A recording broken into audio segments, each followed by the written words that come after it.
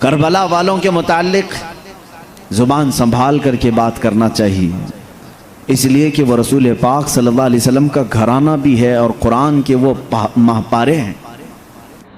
السلام علیکم ورحمۃ اللہ تعالیٰ وبرکاتہ۔ امید ہے کہ آپ سب خیریت سے ہوں گے۔ آئیے ایک مرتبہ درود پاک پڑھتے ہیں، کیونکہ میرے آقا کریم صلی اللہ تعالیٰ علیہ وآلہ وسلم نے ارشاد فرمایا، جو شخص مجھ پہ ایک مرتبہ درود پاک پڑھے گا اس کے نام اعمال میں 10 نیکیاں لکھ دی جائیں گی، 10 درجات بلند کر دیے جائیں گے اور اس کے 10 گناہ مٹا دیے جائیں گے۔ آئیے پڑھتے ہیں صلی اللہ علیہ محمد صلی اللہ علیہ وآلہ وسلم۔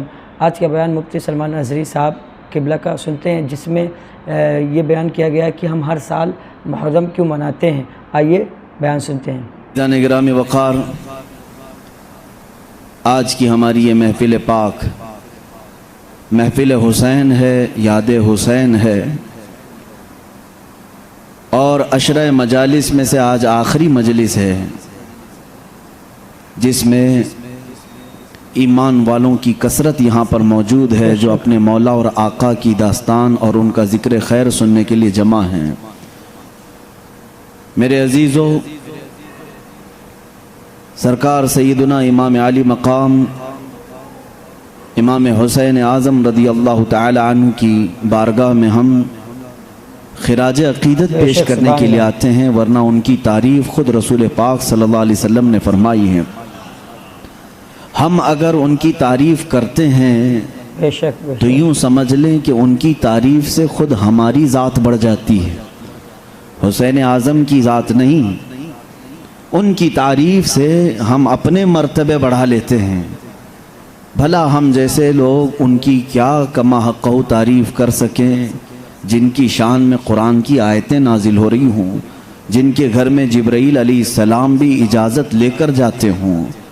اس شہید کربلا کی عظمت و رفعت اللہ بہتر جانتا ہے۔ آج معمول کے مطابق واقعات کربلا، مصائب، جو مشقتیں ہیں، جو ان پر آزمائش کے الگ الگ امتحانات کے دور آئے، اس کے تذکرے کیے جائیں گے۔ میں زیادہ وقت آپ کو ادھر ادھر نہیں لے جانا چاہتا۔ قرآن پاک کی ہم نے آیت تلاوت کی، اسی آیت کے بعد ہم آگے چلتے ہیں۔ مولا کریم ارشاد فرماتا ہے، جو اللہ کی راہ میں مارے جائیں انہیں مردہ نہ کہو۔ یہ ہر ایک مسلمان کو معلوم ہونا چاہیے۔ جو اللہ کی راہ میں مارے جائیں انہیں مردہ نہ کہو، بل احیاء ولکن لا تشعرون، بلکہ وہ زندہ ہیں، تمہیں اس کا شعور نہیں۔ وہ کیسے زندہ ہیں تمہیں معلوم نہیں، لیکن وہ اپنی قبروں میں زندہ ہیں۔ اب اللہ رب العزت جس کی زندگی کی ضمانت دے دے، اس سے بہتر زندہ کون ہو سکتا ہے؟ بعض وہ لوگ ہیں جن کو قرآن نے جیتے جی ہی مردہ کہا ہے۔ اللہ کے حبیب صلی اللہ تعالیٰ علیہ وسلم کے لیے حکم آیا تھا، اِنَّكَ لَا تُسْمِعُ الْمَوْتَى وَلَا تُسْمِعُ الصُّمَّ الدُّعَاءَ، اے محبوب یہ مردوں کو آپ نہیں سنا سکتے، یہ اندھے بہروں کو آپ نہیں، گونگے بہروں کو نہیں سنا سکتے۔ کس کے بارے میں یہ آیت آئی؟ یہ آیت آئی کفار مکہ کے بارے میں، جو جیتے تھے لیکن میرے آقا صلی اللہ تعالیٰ علیہ وسلم کی باتیں ان کے دل میں اثر نہیں کرتی تھیں، وہ قبول نہیں کرتے تھے، تو رب تعالیٰ نے فیصلہ کر کے فرمایا وہ مردہ ہیں۔ قرآن کا فیصلہ تو دیکھو، وہ کھا رہے ہیں، پی رہے ہیں، بات کر رہے ہیں، لیکن قرآن کیا کہہ رہا ہے؟ مردہ ہیں۔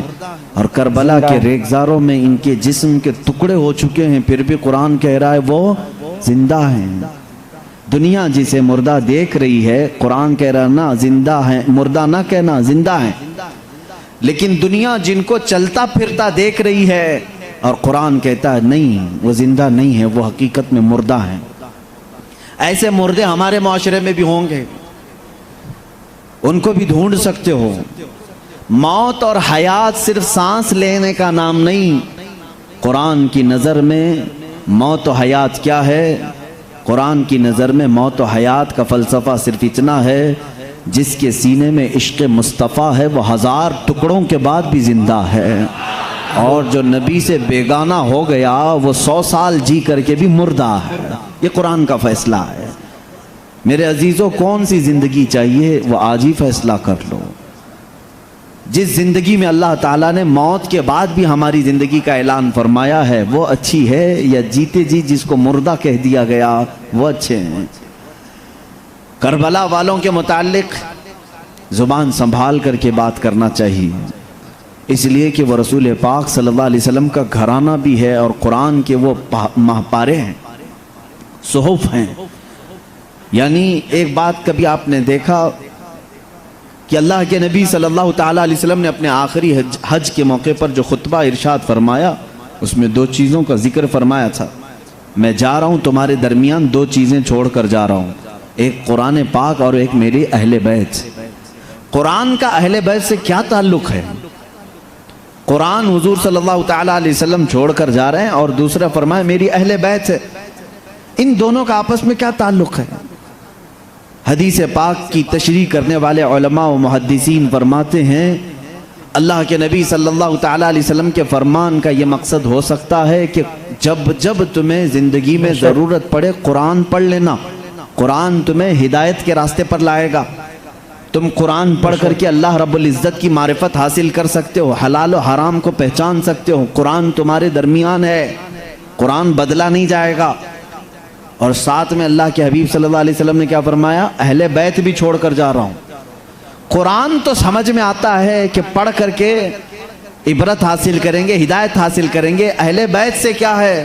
مفسرین فرماتے ہیں قرآن پڑھو، اگر سمجھ میں نہ آئے تو اہل بیت کی زندگی کو پڑھ لیا کرو، ان کی زندگی قرآن کی تفسیر ہوا کرتی ہے۔ آپ نہیں دیکھتے قرآن کی ایک آیت ہے یا ایھا الذین آمنوا استعینوا بالصبر والصلاۃ، اے ایمان والو صبر سے مدد مانگو اور نماز سے مدد مانگو۔ صبر سے کیسے مدد مانگیں گے؟ یعنی صبر کرو اور نماز پڑھو جب بھی مشکل حالات آئیں۔ یہ ہمیں ہو سکتا ہے سمجھ میں نہ آئے، تو اس آیت کو سمجھنا ہو تو امام علی مقام کی زندگی کو دیکھنا ہوگا جو صبر سے ہی شروع ہوئی ہے۔ مدینہ چھوٹا صبر کیا، مکہ چھوٹا صبر کیا، کوفہ کے راستے میں درمیان میں روک لیا گیا صبر کیا، کربلا کے ریگزاروں میں آپ پر پانی بند کیا گیا صبر کیا، بچوں کو سامنے مارا گیا صبر کیا، بیویوں کے ساتھ بے حرمتی ہوئی صبر کیا۔ اور یہ قرآن کی آیت ہے استعینوا بالصبر، صبر سے مدد مانگو۔ دوسرے نمبر پر ہے والصلاۃ، اور نماز سے مدد مانگو۔ صبر پر پوری زندگی بتا دی امام علی مقام نے۔ جب صبر مکمل ہو چکا، آخری وقت میدان میں کیا کیا آپ نے؟ نماز کے لیے رکعت باندھ لی، اور اسی نماز میں آپ کی وفات پاک ہوئی ہے۔ اس آیت کی آپ کی پوری زندگی تفسیر بن چکی۔ نماز سے، صبر سے مدد مانگو اور نماز سے مدد مانگو۔ اگر نہ سمجھ میں آئے تو امام علی مقام کی زندگی کو پڑھو، ان کی زندگی صبر سے شروع ہوتی ہے اور نماز پہ ختم ہوتی ہے۔ اس طرح سے اہل بیت کی زندگی قرآن کی تفسیر ہے۔ ایک اور ان کا خاصہ، ایک اور بات میں آپ کو بتا دوں، اللہ رب العزت نے جیسے قرآن کی حفاظت فرمائی، ظاہر سی بات ہے میرے آقا صلی اللہ علیہ وسلم نے فرمایا دو چیزیں میں تمہارے درمیان چھوڑ جا رہا ہوں، قرآن ہے اور اہل بیت ہے۔ ہر سنی مسلمان کو یہ بات یاد ہونی چاہیے، اہل بیت رسول اللہ کا گھرانہ، اللہ کے حبیب صلی اللہ علیہ وسلم نے فرمایا قرآن ہے اور اہل بیت ہے۔ تو قرآن جس طرح بدلا نہیں جا سکتا، اسی طرح اہل بیت بھی بدلے نہیں جا سکتے۔ کہ رسول کا گھرانہ کمتر ہو جائے پھر کسی اور کا گھرانہ عزت پا جائے، ایسا ہو ہی نہیں سکے گا، ایسا ہو ہی نہیں سکے گا۔ دوسری بات، قرآن کبھی پرانا نہیں ہوتا۔ قرآن کبھی پرانا ہوتا ہے؟ ایک ہی کتاب ہے جس کو بار بار ریپیٹ پڑھتا ہے بندہ، پھر بھی پیاس بجھتی نہیں۔ کبھی آپ نے پوچھا کسی امام صاحب کو جا کر کے ہر نماز میں کیا سورہ فاتحہ پڑھتے رہتے ہو؟ کبھی نہیں پوچھتے، اسی کو توجہ سے سنتے ہو اور اس سے مزے بھی لیتے ہیں۔ کچھ چیزیں وہ ہیں جو پرانی نہیں ہوتی۔ ہمارا کلمہ کبھی پرانا ہوتا ہے؟ لا الہ الا اللہ محمد رسول اللہ۔ بھائی اردو میں کوئی ایک ڈائلاگ بولو، ایک جملہ بولو، 2 دن بولو گے، 3 دن بولو گے، چوتھے دن کوئی سنے گا بھی نہیں۔ بولے بار بار ایک ہی جملہ کیا بولتا ہے؟ لیکن اگر کسی کو کہہ دیں کہ کلمہ طیبہ پڑھو تو 70,000 بار بھی پڑھے گا، ثواب سمجھ کے پڑھے گا اور دل لگا کے پڑھے گا، تسبیح گھما کے پڑھے گا، کبھی اس میں تھکان نہیں محسوس کرتا۔ آپ سب کلمہ طیبہ پڑھتے ہیں نا، بچوں کو پڑھاتے ہیں۔ یہاں پر ایک نقطہ میں بتانا چاہتا ہوں، کبھی کسی بھی بچے نے آج تک ہم سے یہ نہیں پوچھا हमारा भी कलमा वही है, हमारे अब्बा का कलमा भी वही है, दादा का भी कलमा वही है, सबका वही रहेगा। कोई बच्चा नहीं पूछा। मेरे अजीज़ों, सहाबा का कलमा भी वही, ताबईन का कलमा भी वही, औलिया का कलमा भी वही, नुजबा, शुरफा, औताद, अब्दाल, सबका कलमा ला इलाहा इल्लल्लाह मुहम्मदुर रसूलुल्लाह सल्लल्लाहु अलैहि वसल्लम। कभी पुराना हुआ, कभी पुराना लगा? नहीं लगा ना। ला इलाहा इल्लल्लाह कभी पुराना नहीं लगा। बार बार पढ़ते हैं, तबीयत में फिर खुशहाली आती है, अच्छा लगता है। कलमे में वो तासीर है, वो जाज़बियत है।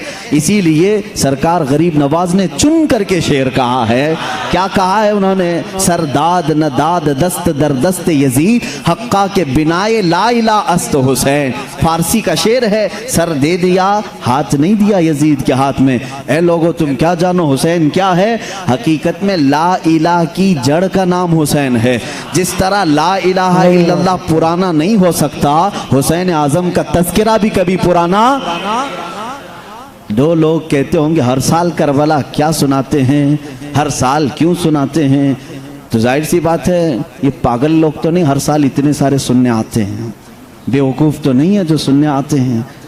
तुम्हारी फिल्में होंगी वो जो थोड़े दिनों के बाद मैली हो जाएंगी, लेकिन ये मौला हुसैन का तज़किरा है, क़यामत तक पुराना नहीं होगा। बच्चा भी सुनता है, जवान भी सुनता है, बूढ़ा भी सुनता है। कुछ बूढ़े वो हैं जो अपनी ज़िंदगी में 60 बार सुन चुके होंगे, लेकिन अब भी वही उनके अंदर ताजगी महसूस होती है। इसमें जो जाज़बियत है, जो तासीर है, उसकी वजह यह है, अल्लाह के हबीब सल्लल्लाहु ताला अलैहि वसल्लम ने फरमाया, मैं जा रहा हूँ, दो चीज़ें छोड़ जा रहा हूँ, कुरान और अहले बैत। कुरान भी पुराना नहीं होगा, अहले बैत का जिक्र भी पुराना नहीं होगा। ये दोनों चीज़ें क़यामत तक ताज़ी ही रहेंगी, कभी इनके ऊपर बासीपन आ ही नहीं सकता। मुझे उम्मीद है कि मुफ्ती सलमान अज़हरी साहब क़िबला के ये बयान पूरा आपने बग़ौर समाअत किया होगा और मुफ्ती साहब की ज़ुबानी सुना होगा कि हम हर साल इमाम हुसैन की महफ़िल क्यों सजाते हैं, हर साल इमाम हुसैन का ज़िक्र क्यों करते हैं, हर साल करबला के वाक़यात क्यों बयान किए जाते हैं। मुझे उम्मीद है कि ये बयान आप सबको पसंद आया होगा। अगर पसंद आया है तो अभी हमारे चैनल को सब्सक्राइब करें और साथ ही में बेल आइकन को दबाना ना भूलें, ताकि हमारी हर आने वाली वीडियो देख सकें सबसे पहले, और हो सके तो अपने सभी दोस्तों के साथ शेयर करना ना भूलें। खुदा हाफिज़।